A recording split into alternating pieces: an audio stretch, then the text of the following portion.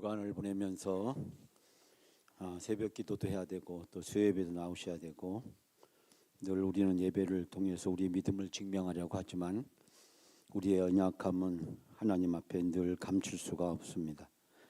오늘 우리 강주 목장님 기도하셨는데 연속으로 4번 기도하시네요. 4번.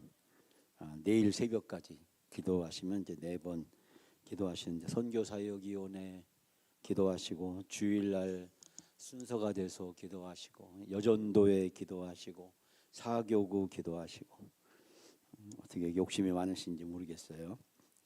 제가 짰는데 제가 그 말을 하면 안 되겠죠.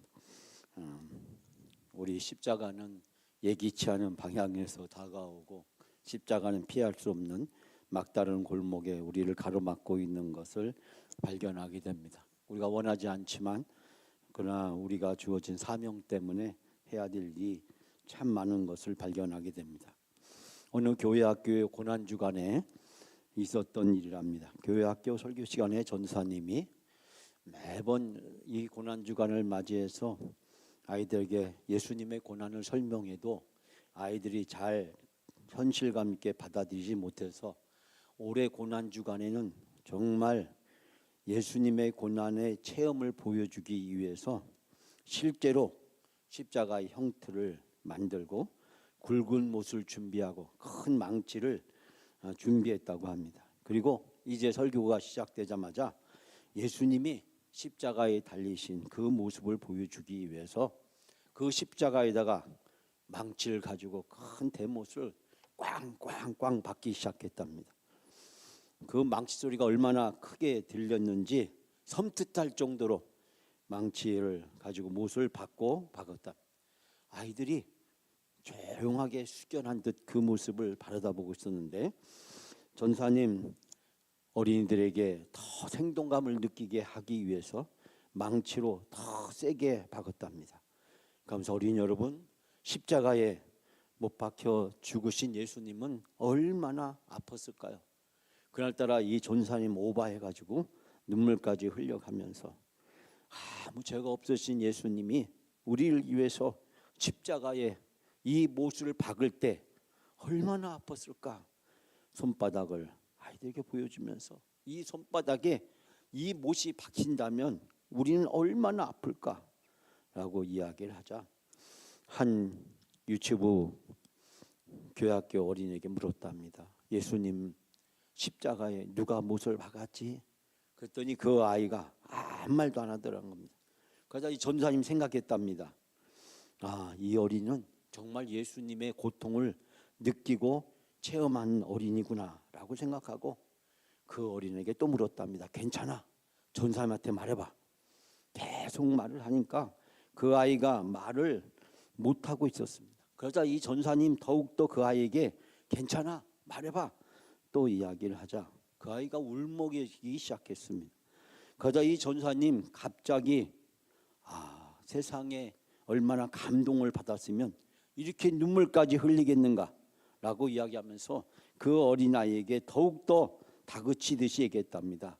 울지마, 괜찮아, 울지마, 말 좀 해봐. 그러자 그 아이가 갑자기 엉엉 막 울기 시작했답니다. 그러자 전사님이 그 아이에게 그렇게 울지 않아도 되니까 울지 말고 말 좀 해봐. 누가 예수님을 십자가에 못을 박았지?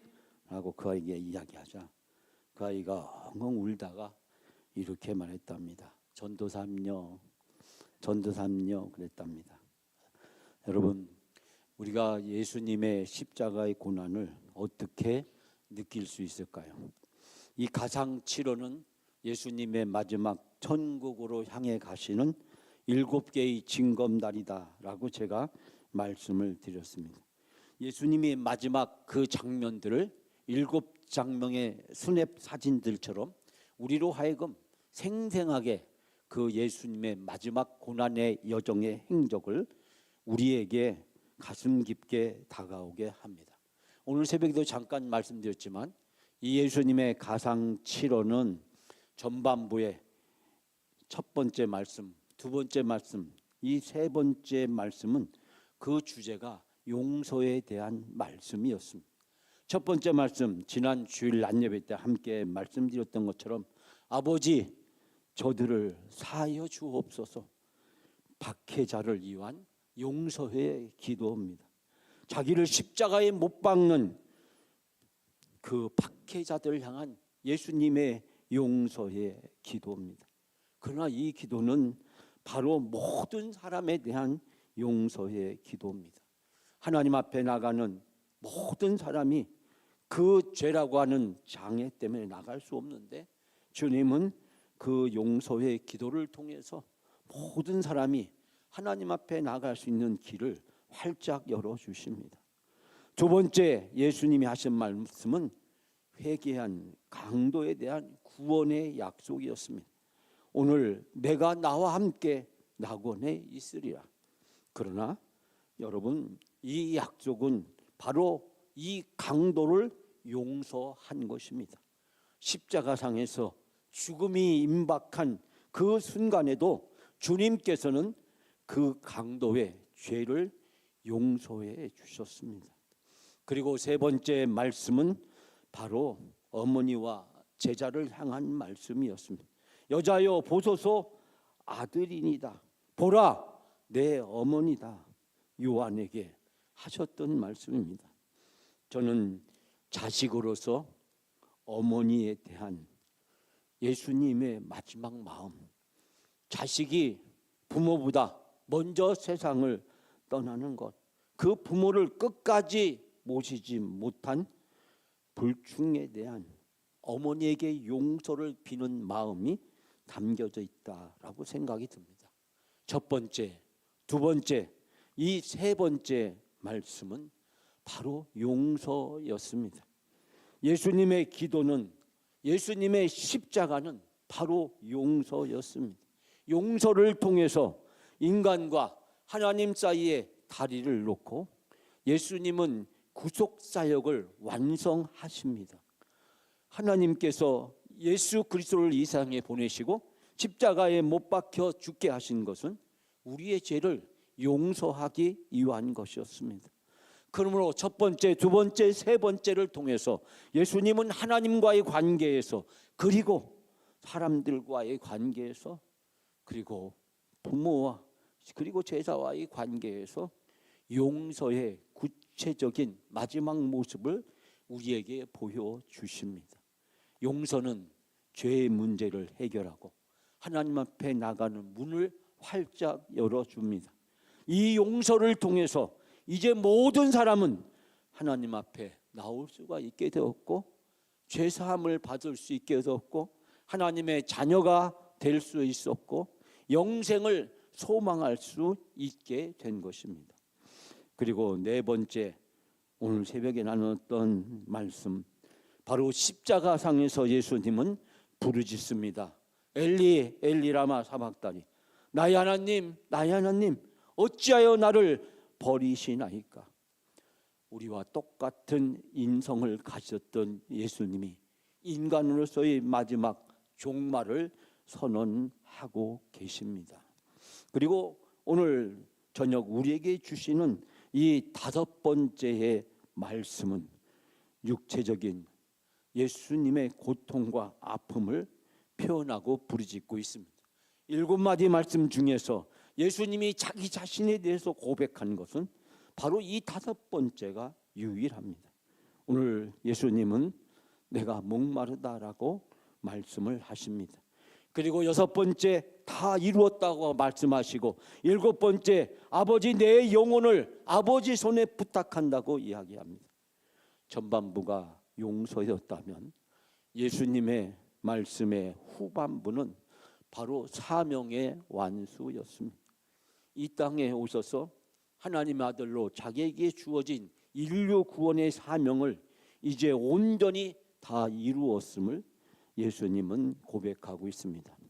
사랑하는 여러분, 십자가 사건은 굉장히 사실적으로 성경에 묘사가 되어 있습니다. 예수님은 십자가에 달리기 전에 태형을 받으셨습니다. 역사가들에 의하면 태형의 도구는 가죽 채찍이었고, 그 가죽 채찍은 바로 죄인을 때리는 39갈래로 나누어져 있었다고 이야기합니다. 그 끝에는 짐승의 뼈를 갈아서 만든 날카로운 것들을 박아 놓았고, 이 39갈래 가죽 채찍으로 치게 되면 가죽 끝이 살을 파고들어서 살점을 맞을 때마다 뜯어낸다고 이야기합니다. 그래서 많은 죄수들이 십자가에 달기 전에 그 채찍에 맞아서 피를 흘려서 죽는 경우가 허다했다라고 이야기를 합니다. 여러분이 멜 깁슨이 만든 패션 오브 더 크라이스트라는 영화를 보신 적이 있을 것입니다. 많은 분들에게 큰 충격과 아픔을 주었습니다. 이 영화는 논란이 많이 되기도 했습니다. 그런데 이 영화에서 보여주는 그 생생한 모습, 매를 맞을 때마다 죄인의 살이 찢겨나가고 그리고 피를 흘리게 돼요. 결국은 그 죄인은 십자가에 매달리기도 전에 채찍만으로도 쇼크 상태에 빠지게 된다고 합니다. 피를 너무 많이 흘리게 되면 심장이 더 이상 피를 퍼올릴 수가 없게 되고, 피를 너무 많이 흘렸기 때문에 혈압이 떨어져서 정신이 몽롱하거나 기절하는 경우가 태반이었답니다. 그리고 심장에 남아있는 피의 양을 유지하기 위해서 소변도 만들지 않는다고 이야기를 합니다. 몸의 기능이 완전히 망가지게 되고, 몸에 흘린 피를 보충하기 위해서 액체를 요구하게 되어서 결국 이 십자가형을 받게 되는 죄수는 그 채찍질만으로도 거의 죽음의 상태에 이르거나 아니면 쇼크 상태로 기절을 하거나 너무나도 목이 마르게 된다고 이야기합니다.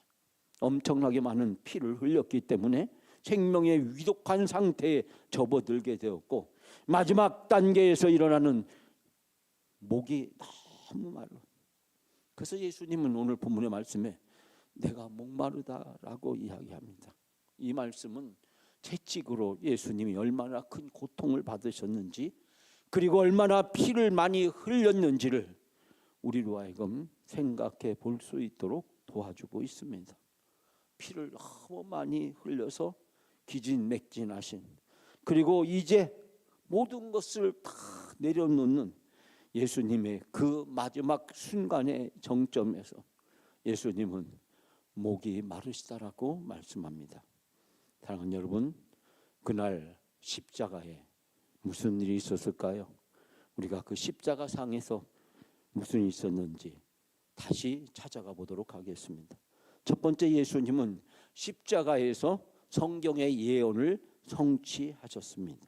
자, 우리가 오늘 봤던 28절 말씀 다시 한번 우리 다 같이 28절 말씀 함께 봉독합니다.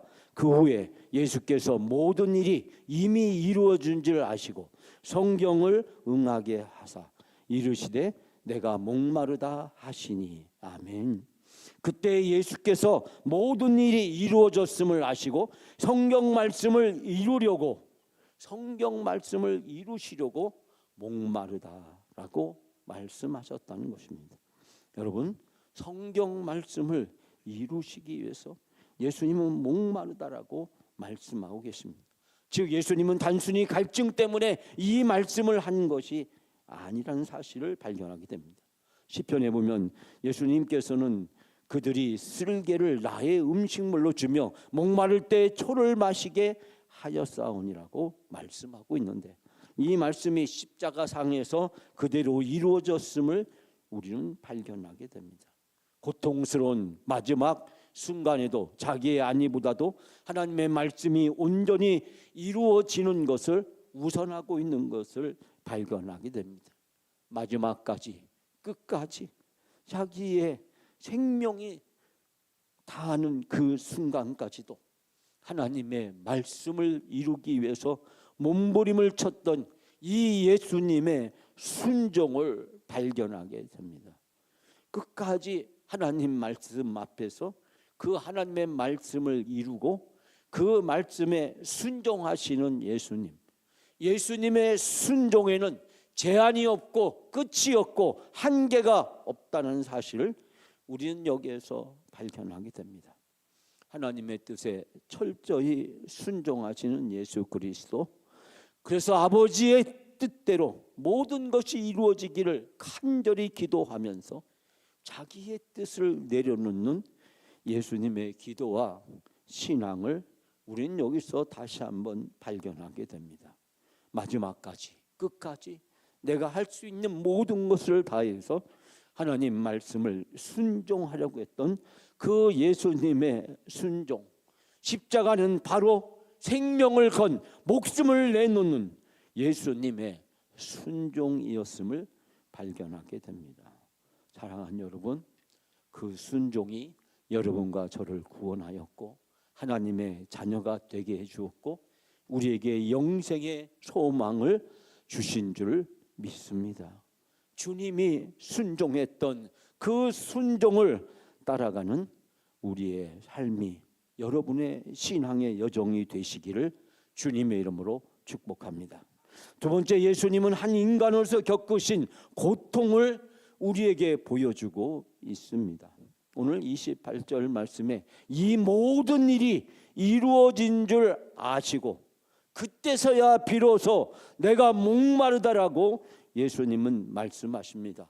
이 말의 뜻은 모든 것이 끝났음을 아시고 하나님이 나를 이 세상에 보내시고 나를 통해서 이 세상에서 이루고자 하시는 하나님의 선하신 계획과 목적이 온전히 성취됐음을 예수님은 아시고 인류를 구원하기 위해서 하늘의 영광의 보좌에서 이 낮고 낮은 세상에 오시고 우리에게 섬김의 삶을 보내주시고 전국의 복음을 전파해 주시고 귀신을 내어 쫓고 병자를 고치시고 그리고 이제 마지막 바로 우리의 죄의 대속물로 대제사장이 되셔서 우리를 위하여 속죄의 제물로 자기의 목숨을 아낌없이 드림으로 이제 모든 사람이 용서를 받고 하나님 앞에 나올 수 있도록 인도해 주신 그 구속의 사역이 다 끝났음을 아시고 그때서야 비로소 인간으로서 탄식과 육체의 요구에 응답하십니다. 목마르다. 모든 것이 다 끝났고 모든 것 일이 다 이루어졌음을 아시고 예수님은 오늘 우리와 똑같은 인간의 몸으로 고백을 하고 있습니다. 예수님은 참 인간이셨습니다. 우리와 똑같은 몸을 가지셨습니다. 똑같은 고통과 아픔을 느끼셨습니다. 예수님은 채찍질과 못박힘으로 고통을 다 받으셨습니다. 그리고 그 고통으로 그의 육체는 죽음에 이르게 되었습니다. 극심한 탈수와 갈증은 허상이 아닌 실제적인 고통이었고 예수님이 우리와 똑같은 인간이었음을 이 십자가는 명백하게 증명하고 있습니다. 초대교회는 영지주의자라고 하는 이단들 때문에 많은 혼란을 겪었고 이 마르시온이라고 하는 이 이단에 의해서 많은 어려움을 겪고도 했습니다. 시노페이 마르시온이라는 그 이단은 당시에 바로 이 예수님의 인성을 부정하고 예수님의 신성만을 주장했습니다. 예수님은 참 인간이셨다면 어떻게 우리를 구원할 수 있겠느냐?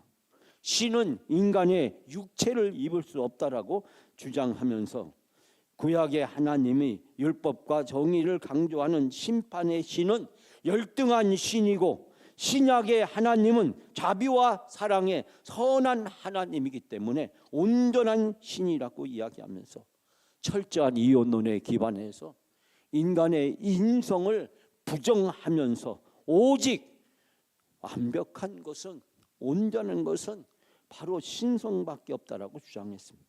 훗날 바로 영지주의가 이곳에 영향을 받아 태동하게 되었고 이들은 바로 구약을 부정하고 그리고 예수님이 인간으로 오신 것이 아니라고 이야기하고 심지어 예수님이 십자가상에서 잠시 기절한 것에 불과하다라고 주장하기까지도 하면서 예수님이 인간의 몸을 빌고 이 세상에 오신 예수님의 성육신과 육체의 부활을 부정하는 이단들이 등장하기 시작했습니다.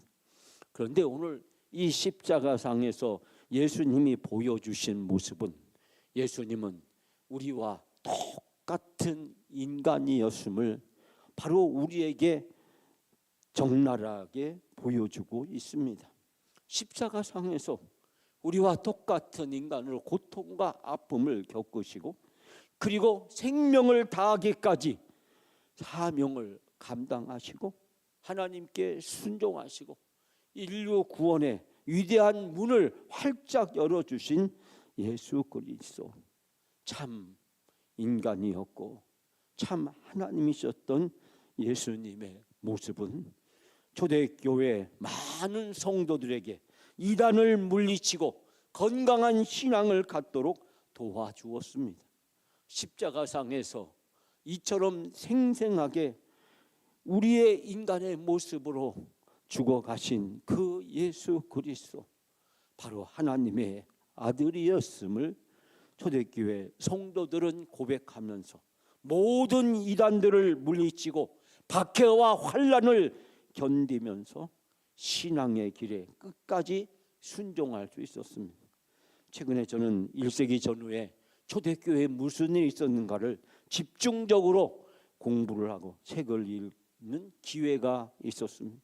근데 놀라운 것은 이 거대한 로마 제국, 저 스페인부터 시작해서 이 아프리카와 그리고 이 유럽의 해안을 중심으로, 그리고 터키와 이집트, 이 팔레스타인까지 이 세계를 가장 넓게 제패했던 그 거대한 로마 제국에 수없이 많은 민족이 있고 수없이 많은 사람들이 있고 수없이 많은 종교들이 있었는데, 팔레스타인의 유대교의 한 분파 정도로 취급했던 그 작은 예수를 믿는 그 제자들, 거기서 시작된 기독교가 훗날 이 거대한 로마 제국을 삼키고 로마 제국의 공인을 받고 국교가 되는 이 놀라운 역사, 그 놀라운 일들은 바로 초대교회 성도들의 그 믿음을 보고 큰 감동을 받았기 때문입니다. 64년 로마의 화재가 발생했을 때 네로 황제는 이 모든 책임을 기독교인들에게 책임을 전가시키고 기독교인들을 십자가에 매달아 죽기도 하고 원형 경기장에서 검투사들과 동물들의 밥이 되게 했습니다. 그 처참한 죽음을 당하면서 기독교인들은 찬송을 부르면서 로마의 그 어떠한 위협과 협박에도 굴복하지 않았습니다.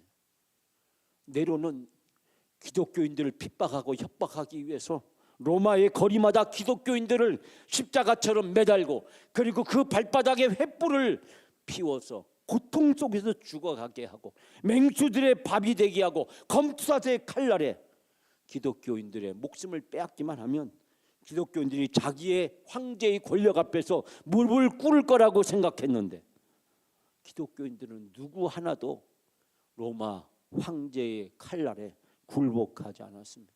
그들은 찬송을 부르면서 기쁘게 기꺼이 맹수의 밥이 되고 검투사의 칼날에 목숨을 잃어가고 십자가상에서 죽어가면서까지 며칠 동안 고통스러운 그 죽음을 감당하면서까지도 그들은 하나님을 향해서 찬양하며 죽어갔습니다. 그 모습을 본 전 로마 제국에 있는 수없이 많은 이 제국의 시민들은 큰 감동과 도전을 받게 되었습니다. 저 기독교인들의 저 믿음과 저 신앙, 그리고 그들의 고결한 삶을 보면서 큰 감동을 받게 되었고, 그것이 이 거대했던 로마 제국, 그 많은 종교들, 그 많은 철학 사상들을 일시에 제압하고 기독교가 공인되고 국교가 되고 많은 사람들이 기독교에 귀의하는 놀라운 역사가 일어나게 된 것입니다. 참 사람으로 이 세상에 오셔서 우리에게 보여주셨던 그 예수님의 사랑이 큰 감동으로 기독교의 부흥의 놀라운 역사를 이루게 된 것을 발견할 수 있게 됩니다. 사랑하는 여러분, 우리는 바로 그 사랑으로 그 믿음의 선진들의 신앙의 유산을 이어받아서 우리가 기독교인이 되었고 하나님의 자녀가 되었습니다. 그러면 오늘날 우리가 처해 있는 상황 속에서 어떠한 시험과 유혹이 우리에게 있다고 할지라도 초대교회 성도들처럼 십자가상에서 마지막 죽어가면서까지도 사명을 붙잡았던 예수님에게 감동을 받고 순교하면서 목숨을 잃어가면서까지도 끝까지 신앙을 지켰던 초대교회 성도들처럼 어떠한 환난이나 유혹이나 시험이 있다고 할지라도 그 모든 것을 이겨내고 승리하는 여러분의 믿음이 되시기를 주님의 이름으로 축원합니다. 마지막으로 예수님은 인류의 영적 갈증을 구원의 생수로 채워주셨습니다. 여러분, 예수님은 우리들에게 영원히 목마르지 않는 생수가 되어주셨고 예수님은 십자가상에서 인간으로 죽어가셨지만 그러나 그 예수님은 우리에게 참된 생수가 바로 예수 그리스도고 예수 그리스도가 복음이고 예수 그리스도가 생명이고 예수 그리스도가 영생이고 예수 그리스도를 통해서만이 우리의 영원한 목마름 갈증을 채워줄 수 있음을 우리는 발견하게 됩니다. 예수님은 영원한 생수의 통로셨습니다. 사랑하는 여러분, 오늘 주신 말씀에서 우리는 예수님의 이 간절한 부르심을 통해서 오히려 우리에게 은혜로 채워주시는 예수님의 놀라운 사랑과 은혜를 경험하게 됩니다. 마크 피셔라는 분은 골퍼와 백만장자라는 책에서 성공적인 인생의 비결은 두 가지가 있다라고 이야기합니다. 첫 번째는 열정과 집중이라고 이야기합니다. 열정과 집중에 있는 사람이 인생에서 진정한 성공과 행복을 누릴 수 있다라고 이야기합니다. 우리 그리스도인에게서 진정한 행복과 성공은 어디에 있습니까? 바로 십자가입니다. 십자가의 놀라운 사랑과 비결을 깨닫게 될 때 하나님은 우리를 향한 놀라운 은혜와 축복을 발견하게 되고 그 십자가를 통해서 우리는 시험과 유혹과 환난과 고난과 그 모든 것을 이겨내는 영적 승리의 비결을 발견하고 우리는 하나님의 자녀로 영광스러운 삶을 살아갈 수 있도록 우리를 인도해 주십니다. 사랑하는 여러분, 우리가 살다 보면 힘들 때도 있고 어려울 때도 있습니다. 고난과 환난이 있습니다. 유혹과 시험이 있습니다. 때로는 우리의 허물과 죄로 인해서 우리가 실패의 나락으로 떨어질 때도 있고 무기력하고 연약한 우리 자신 때문에 절망과 좌절에 빠지고 슬픔과 절망이 우리를 덮쳐오기도 하고 사망의 음침한 골짜기가 우리를 삼킬 듯이 우리 곁을 다가올 때가 있습니다. 사랑하는 여러분, 바로 그때가 우리가 주님을 만날 때입니다. 십자가 앞에 주님을 만날 시간입니다. 십자가상에서 나를 위해서 기도하시고 나의 죄를 용서하시고 그리고 나의 모든 것을 기꺼이 감당하시는 그 예수님을 만나게 될 때 우리의 인생에 놀라운 일이 일어나게 됩니다. 비록 내가 고난과 어려움 때문에 망가지고 깨지고 상하고 무너지고 내가 때로는 나의 유혹과 시험이 나의 죄와 어리석음 때문에 우리가 때로는 실패와 좌절을 하기도 하지만 그러나 바로 그 순간에 십자가를 바라보고 십자가에서 나를 위해서 베풀어 주신 주님의 놀라운 사랑과 은혜를 붙잡게 될 때 그리고 그 십자가상에서 나를 향해 부르짖는 7마디의 주님의 말씀이 우리의 심령의 비수처럼 꽂히게 될 때 우리가 그 7개의 징검다리를 붙잡고 하나님 앞에 기도하며 나가게 될 때 하나님은 우리의 모든 환난과 고난을 이겨내고 유혹과 시험을 물리치고 그 모든 상처와 아픔을 딛고 일어서서 하나님의 영원한 상속자로 하나님의 자녀로 살아가는 놀라운 은혜와 축복을 부어주실 줄 믿습니다.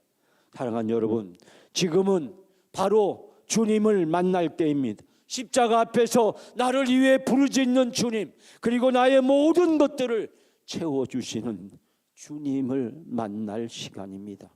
2026년 사순절을 지나 고난주간을 지나 부활절을 향해 가는 우리의 신앙의 여정에 십자가 앞에서, 십자가에서 나를 향해서 간절히 부르짖는 주님의 음성을 들으시고 그 주님을 만나시고 그 주님을 붙들고 온전히 살아가는 여러분이 다 되시기를 주님의 이름으로 축복합니다.